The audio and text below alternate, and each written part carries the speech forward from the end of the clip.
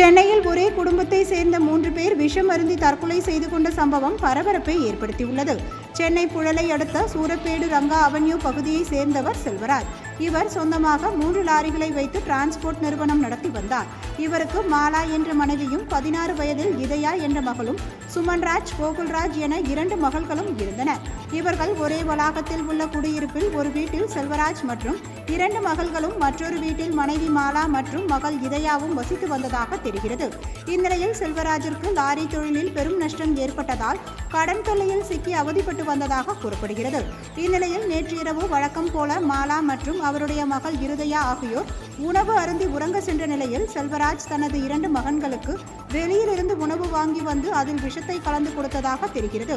இதனை முதலில் சாப்பிட்ட அவரது மகன்கள் சுமன்ராஜ், கோகுல்ராஜ் ஆகியோர் உறங்க சென்று விட்டனர்.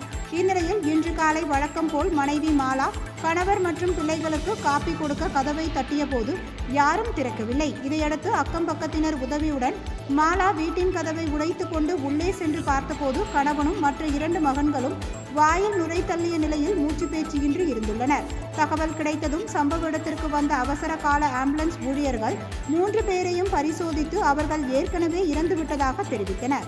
இதையடுத்து 3 பேரின் சடலங்களையும் புழல் காவல்துறையினர் கைப்பற்றி உடற்கூறு ஆய்விற்காக ஸ்டான்லி அரசு மருத்துவமனைக்கு அனுப்பி வைத்தனர். இச்சம்பவம் அப்பகுதியில் பரபரப்பை ஏற்படுத்தியுள்ளது.